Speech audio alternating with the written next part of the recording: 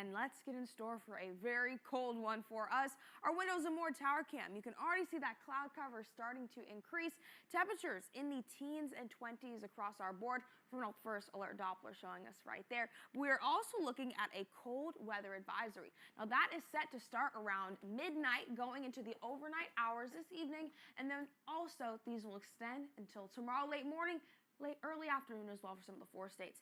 Now, looking at our temperatures, we're not expected to pick up too much for today. We are going to be in the upper 20s for us, so still below freezing, and our wind chills seeing some single digits on the board. So you're going to want to layer up for sure. Also, keep a jacket on deck this weekend because the intense cold is just going to settle in as we await an Arctic blast set to hit the 4 states. Now, we're going to see some influence from this troughing. If enough shortwave energy starts to push in from the system that is off to our northwest, we could see some moisture come in, and that could deliver some flurries during our midday afternoon. Now, most of us are going to be dry. If anything, we'll see a little dusting for some of the area, but that is going to be clearing out as we go into our evening, and then we'll be left with this intense cold. We're going to see an Arctic high start to move in. That is going to influence the 4 states.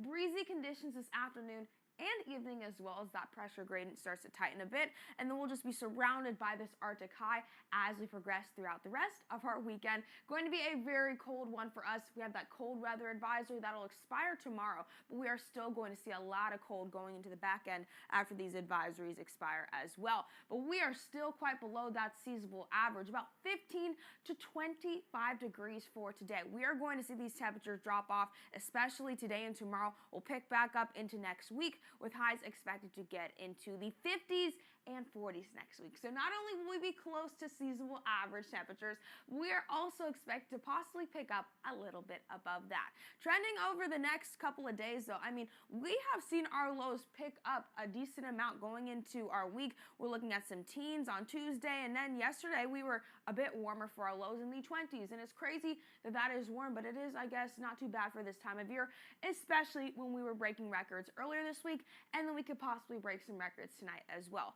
As far as the rain goes, we could use some rain. We have been extremely dry lately, and there is some small chances next week to see a little bit of rain, but right now it's only about a 20% chance, and we have seen those since reduced from what we were expected to see yesterday. Highs for today are going to be in the 20s, around 27 degrees in Joplin, some low 30s on the board as well off to our south. And then this evening, single digits are anticipated for us, but it might feel like the negatives as we transition into the late overnight hours, early hours of tomorrow morning. So definitely be prepared for some negative wind chills. We could see them drop all the way to negative 15, but across the board, we will see negatives. Now here's your KSN forecast from your local weather authority. We're going to see a high today of around 27 degrees. We'll see some midday flurries possibly, but again, most of us will be dry. Anyone that's